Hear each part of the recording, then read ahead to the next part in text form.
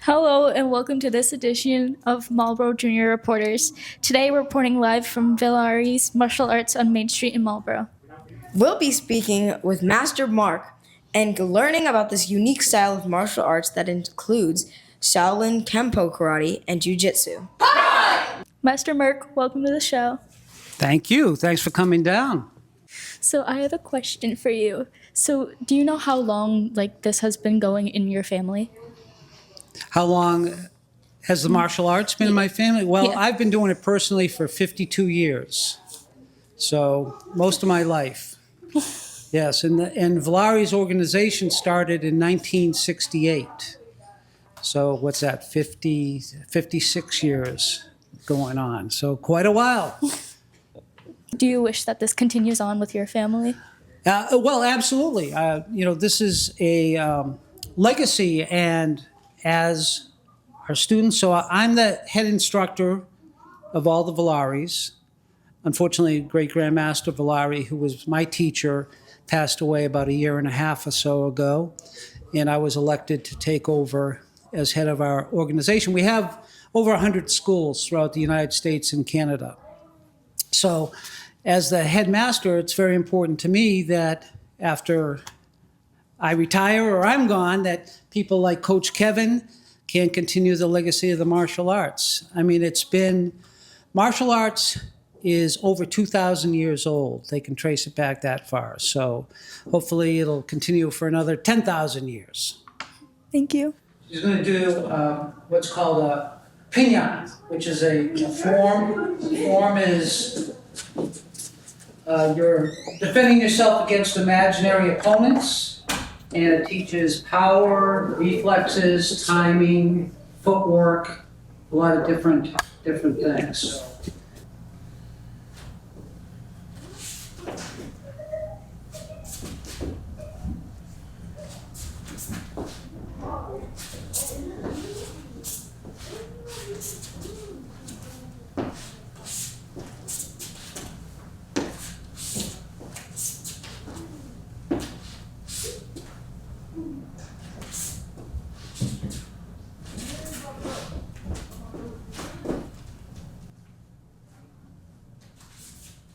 Excellent. Hi, Master Mark. Hello. My name is Joaquin. Yes, sir. I have one question. Well, I have a couple questions for you. My first question for you is, how long have you been training kids and? Sure. Well, I started myself as a kid back in 1972. So I was about 15 years old. So it took me about 4 years to get to my first level of black belt, and that's when I started teaching. And when I got out of college, I started doing this full time. So I've been teaching kids for well over 40 years. My next question is, what inspired you to get into karate? Well, you guys are way, way, way too young, but back in the 70s, there was a TV show called Kung Fu. And I played a little bit of team sports in junior high school, and that really wasn't my thing. So what I was attracted to the martial arts is because it's a group activity, but at the same time, it's individual accomplishment. So that's what kind of inspired me to do it. Okay, and my last question for you is, how much time on a daily basis do you spend here at the dojo? Well, I don't spend as much time as Coach Kevin because I go back and forth to all our schools in the area. So and I teach mostly private lessons, personal students, higher level black belts. So I travel from place to place, but I'm here for some period of time, at least 4 days a week. And I'm in a school at least 6 days a week. Thank you for answering my questions. I do have one question for you, though. Okay. Sure. So how long do you spend at the dojo, and how well do you think you and your students communicate with each other and Okay. learn with each other? That's a quick question. So I'm here at least 3 hours a day. Some days it's 4 or 5, depending on the day of the week. I'm here at least 4 days a week, including Saturdays. I also have private lessons throughout the week occasionally. I do mostly group kids classes, and I have a few helpers that also kind of bridge the gap with some of the younger kids. So we do very well, though. We just had our tournament. Our students did very excellent at our tournament. And we just had a belt test last night, in which Tuesday night, when all of our kids got to rank up and show off their stuff in front of all their parents. And everybody did very, very well. That's amazing. Thank you for answering our questions. No problem. So let's say somebody grabs our wrists. Now, this person may be stronger than me, bigger than me, whatever. So it's not strength against strength. What we use is leverage, science. So we know that the thumb is kind of weak, right? So all I have to do here, and he's holding on tight, is twist against the thumb, and I can get out of it. Which one of you would like to come up here and volunteer to try it yourself? How about this guy right here?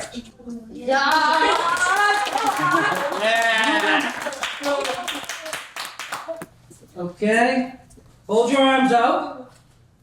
He's gonna grab, okay, and then all you're gonna do is step back to get him off balance, and then just open up your hands just like that, whenever you're ready. I'll grab nice and light first, and then I'll grab harder at the same time. So step back, and twist. See how easy that was?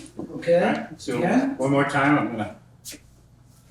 Okay. All right, I'm pretty strong. Am I Step grabbing back. pretty hard?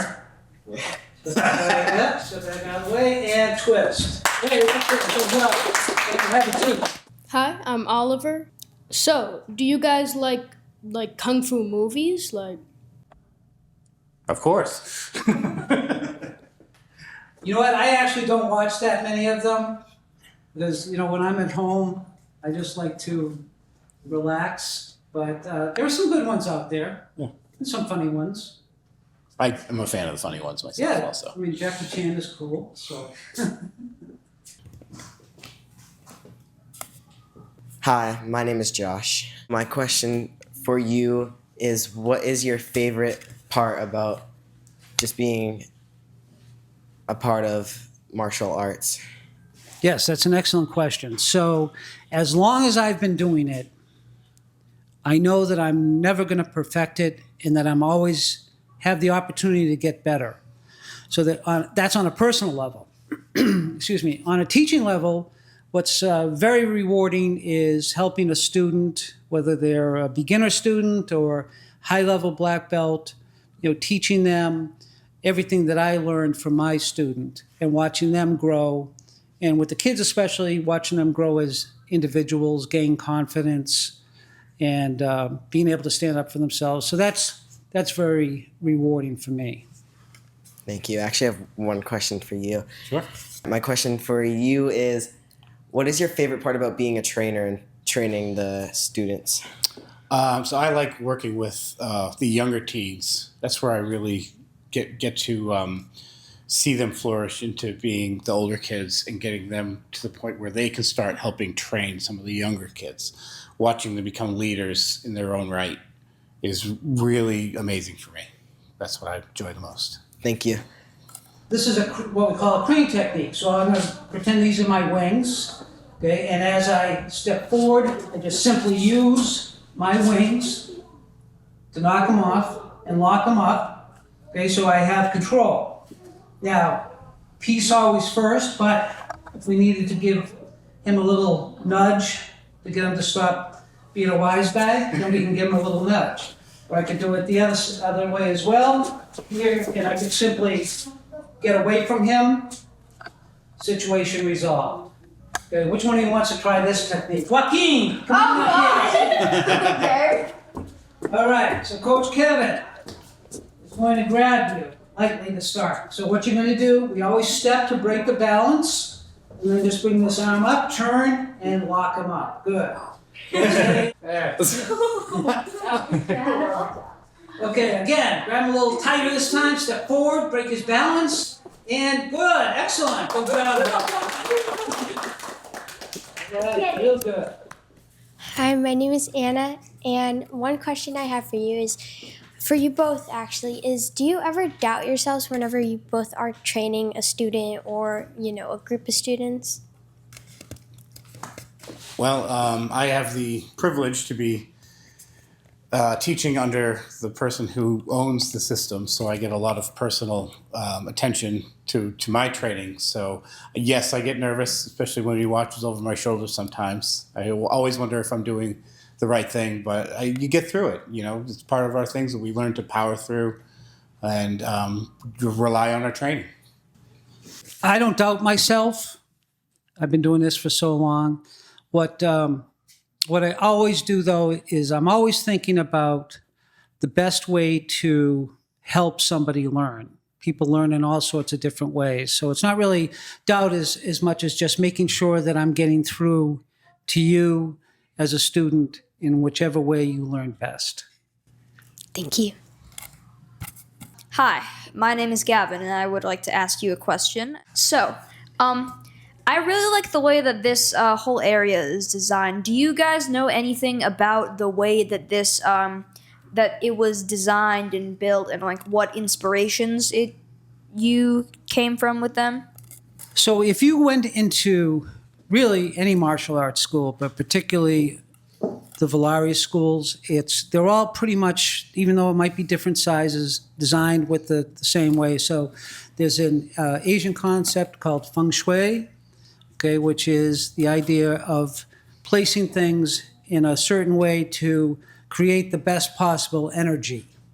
So in a dojo, which it means place of learning, okay, we want to make sure that the energy level is balanced and it gives us the best opportunity to bring out the best in ourselves and our students. Thank you. Just face me, make a fist at this hand. Okay, this represents the power of the martial arts. Okay, then take the other hand, open it up, cover that up. Okay, so we're realizing that while we are learning this power, we are going to use it in a peaceful manner. Okay, we put our feet together and we bow just a little bit. Eyes up. Okay, we never look down. Okay, this is showing that we're all equal and we're all here for the same purpose, okay, which is to learn and improve ourselves physically, mentally, and emotionally. Okay, now spread your feet. Pretend you're sitting on a horse. So you're going to drop your knees. Make your hands into that fist. Good. Okay. This is called horse stance, like riding on a horse. Builds a foundation of strength in your legs. Pull our hands back. This is called elbow position. You don't have to remember any of this, I'm sure. Okay, now we're going to learn a punch. I'm going to move a little bit so everyone can see me. So this is called the front punch. So what we're going to do is we're going to come out and twist like this. All right, everyone do that on their own a couple of times. That's it. Good. All right, and we focus right to the middle of our body. Very good. Okay. And what do you notice about what I'm doing with the other arm? So I'm pulling one back. We call this push and pull as the other comes up. Excellent. Okay, so that's called a front punch. All right. With me? Guys are very quiet. Well, we do, in the martial arts, we do something called a kiai, which is like that. So we're going to give you a chance to have freedom to yell as loud as you want. So as we do a punch, put one hand out like this. There you go. When I say go, you're gonna punch and hi like that. Okay? Everybody, don't be shy. Ready? Go! Hi! Nice. Now let's try the other hand. Ready? Go! Hi! One more time. Ready? Go! Hi! Excellent. Put the feet together. Okay? Remember, right hand is power, peace. Then we're gonna bow. Each belt denotes a certain level of proficiency, but you notice we start as the white belt, which is purity, sort of the idea of starting as a what we call the beginner's mind, and then working our way up. And the colors have something to do with it. The brown is sort of like the idea of shedding your beginner mind, and then as we get to black belt, we start all over again, because there's 15 levels of black belt. So you start off as a first degree and work your way up all the way through to Great Grandmaster Villari was the 15th.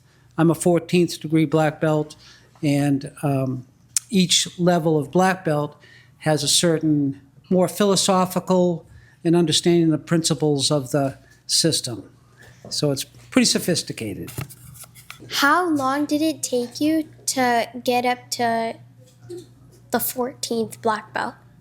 So I was promoted just after Great Grandmaster passed away, so I've only been a 14th degree for about a year. So it took me nearly 52 years to get to this point. Thank you. My last question for you is, how long did it take Great Grandmaster Villari to reach the 15th degree of black belt? His father started teaching him martial arts when he was 6 years old. And so he's been doing it basically his entire life. So I think it was in maybe 2018, which was our 50th anniversary, he was awarded the 15th degree. All right, thank you. All right. We're going to teach you one more thing. Okay, how about a front kick? To do it properly. Yeah, that's almost right. So let's get back in our horse stance. First thing we do in a front kick is we have to bring our knee up. That's it, kind of like that. We call that flamingo position. You know, like the pink birds, stand on one leg. Okay, then from there we kick out, we come back to flamingo, and back down. So up, out, back, down. Try that on your own. Knee nice and high. Get that knee up. Beautiful. Good job. That's it. Good. And then bring it back. You guys are naturals. Beautiful. Okay. So let's try it all together. So let's get those hands up on guard, we call this. All right. When I say go, you're going to kick with your right leg, this side. Ready, go. Nice. Oh, you've remembered the kiai. Excellent. Now let's try the other leg. Go. Nice. Again, other leg. Go. And one more time. Ready, go. Good. Excellent. Let's follow this front position. Beautiful. Great job, everybody. Bow. Give yourself one round of applause. All right. Very nice. We just went inside the Villari's martial arts studio where we were taught about form. We got to see a demonstration and we even got to practice martial arts. Not to mention, we got to meet the head master of this whole chain, Master Mark.